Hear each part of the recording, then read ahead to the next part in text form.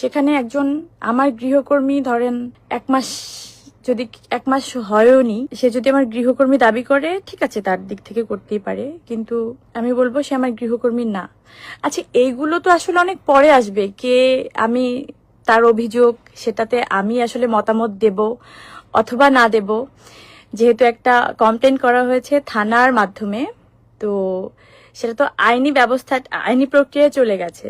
সেটা তো আইনি প্রক্রিয়ার মাধ্যমেই সমাধান হওয়াটা খুব বেশি, একটুখানি আমরা কি ওয়েট করতে পারতাম না? যারা মিডিয়া কর্মী ছিলাম, তারা যে মেন্টাল টর্চারটা আমাকে আজকে দিল, যেভাবে ফলাও করে ওই নিউজটা করা হলো, যেভাবে প্রত্যেকটা তার ইন্টারভিউ করা হলো, তার মানে কি এটা আমরা কি প্রিভিলেজ দিচ্ছি না আমরা মিডিয়া কর্মী হয়ে, যে কেউ যার বিরুদ্ধে যেভাবে সাধারণ জিডি করলেই সাথে সাথে এটা জাস্টিফাই হয়ে যাবে? আপনারা কথা বললে আসলে কিন্তু এটা জাস্টিফাই হয়ে যায়, আপনারা যেভাবে কথা বলেন, মানে যেভাবে কথা বলেছেন আজকে সারা দিন।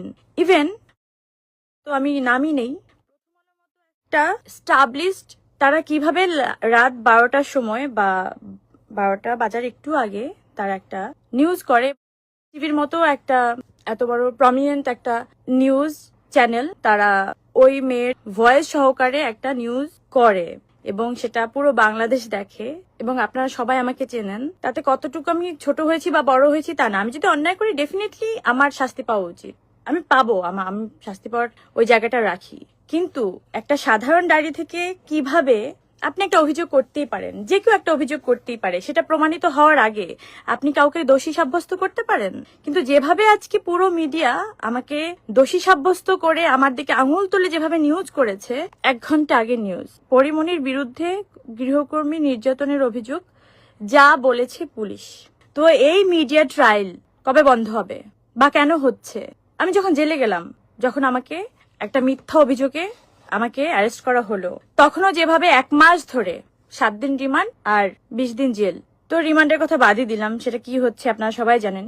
এই 27 দিন ধরে অন্য কোনো নিউজের কি কোনো বালাই ছিল? অন্য কোনো নিউজের কোনো কাটতে ছিল না, শুধু আমার এই নিউজটা। আজকে পরিমণি কি খেলেন, কোথায় ঘুমালেন, কম্বল দেওয়া হলো কিনা, তাকে কোন থালায় খাবার দেওয়া হলো, মানে এত নোংরা ভাবে নিউজগুলো ফলাও করা হচ্ছিল, যাতে সাধারণ আমজনতা, সাধারণ পাবলিকের মধ্যে একটা ইন্টারেস্ট ফিল হয়। নাকি আপনাদেরই গরজ? আপনারা আসলেই বলদ, সলিড বলদ। আপনারা আইনের ঊর্ধ্বে যেতে চান, আপনারা মনুষ্যত্বের ঊর্ধ্বে যেতে চান। ভালো থাকেন, দেখা হবে খুব তাড়াতাড়ি, যদি বেঁচে থাকি, বেঁচে থাকতে হবে।